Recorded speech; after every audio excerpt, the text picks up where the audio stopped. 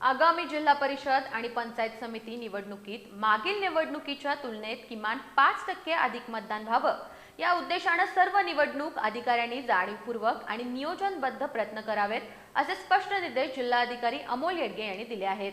निवडणूक पूर्वतयारीच्या आढावा बैठकीत ते बोलत होते। कोल्हापूर जिल्ह्यानं प्रत्येक निवडणुकीत मतदानाची टक्केवारी वाढवण्याची परंपरा जपली आहे।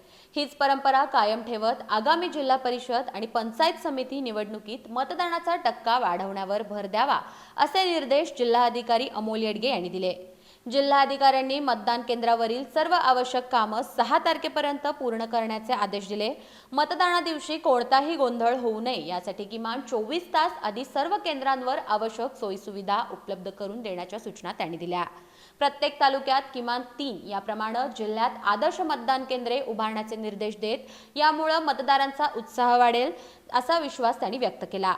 तांत्रिक बाबींवर विशेष लक्ष देताना सीसीटीव्ही कॅमेऱ्याचे मेगापिक्सल तपासण्याचे तसंच वीज पुरवठा खंडित झाल्यास पर्यायी यूपीएस आणि जनरेटरची व्यवस्था ठेवण्याच्या सूचना देण्यात आल्या।